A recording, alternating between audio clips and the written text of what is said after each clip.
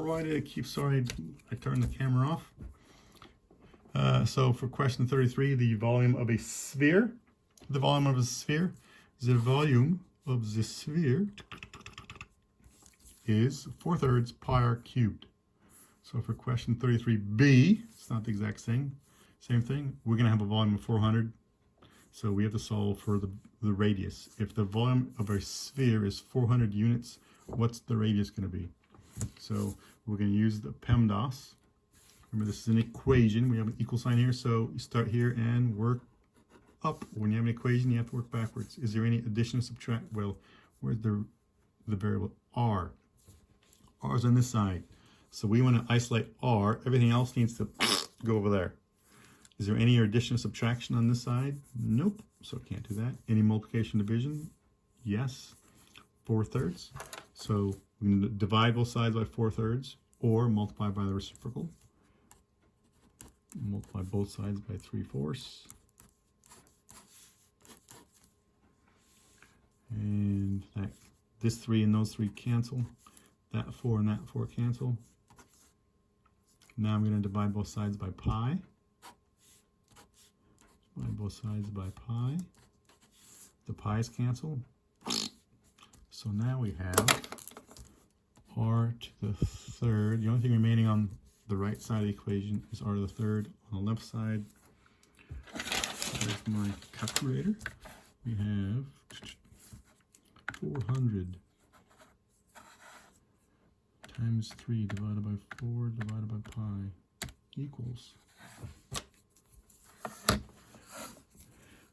95.49296.586. I'm not going to erase that stuff. I'm going to keep that stuff in the calculator right there. And now we have to get that 3 to the side. What's the opposite of raising something to the 3rd power? I'm going to take the 3rd root of both sides.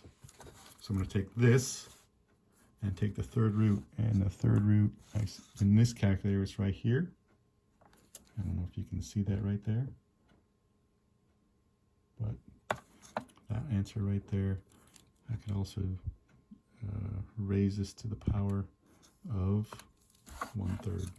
1 divided by 3 in parentheses, and we get 4.57078. R is approximately equal to that. Round off to 2 places past the decimal. 4.57 units is R. Box on your answer. Okay, boom, done. Question 34b. 34b. So in this case, this is a cylinder. This is what we did in geometry. The formula for the volume of a cylinder is the area of its base times the height. So the base is a circle pi r squared. So we're going to do 34b. This is very similar. We're just using different numbers. In this case, the volume is 5,000 cubic centimeters and the height is 12 centimeters. So the volume is volume, replace with 5,000. Pi r, don't know what r is. Height is 12. Height is 12 units. Okay. The only thing we don't have is r, so we have to solve for the variable r. What side is r on? On this side, it's in the numerator, so what we want. Great. Now we have to, everything that's not on r, bring it over there. So is there any addition or subtraction? No. Can we multiply or divide? Yes, we can divide both sides by pi. The pi's cancel. We can divide both sides by 12. Those 12's cancel. And now what we have remaining is r squared equals 5,000 divided by pi divided by 12.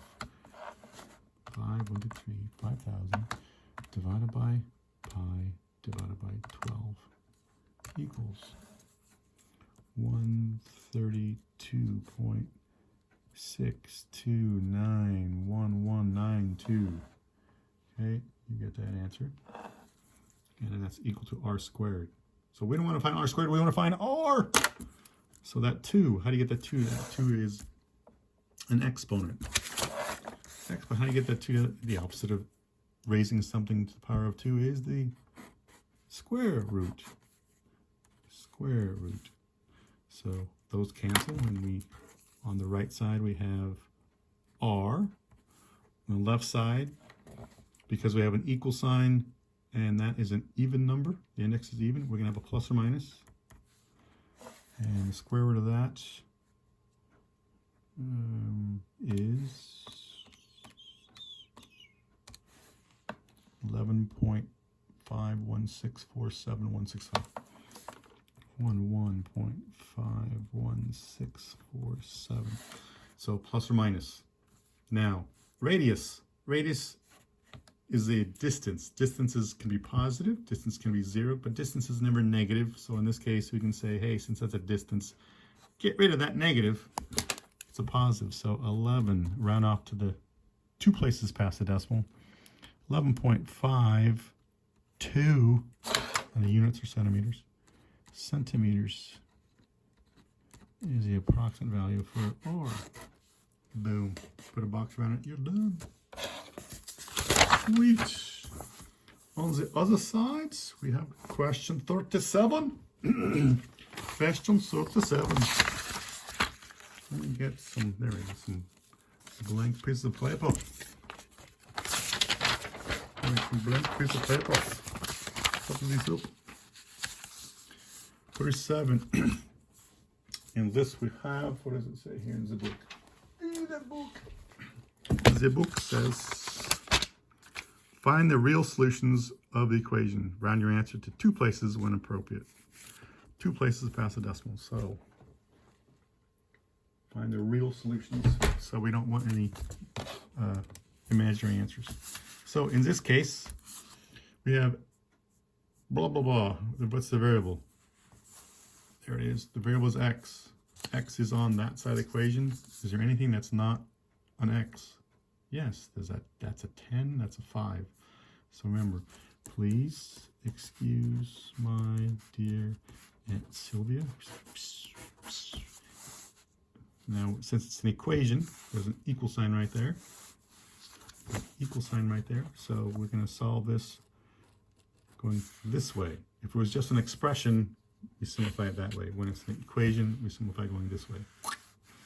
Any addition or subtraction on the side where the x is? No. Ooh, yeah, there's a 10 right there, but that's inside the parentheses. I can't do that until everything else is done. So, other than inside the parentheses, is there anything else? Yeah, there's that 5. So, what's the opposite of raising something to the power of 5? It's taking the, here, I'll do this again. It's raising both sides to the 5th power. Raising both sides to the 5th power. So this 5 and this 5th root, they cancel each other out. And on the left side of the equation, you just have x plus 10. The 5th root is 70 on your calculator. 70.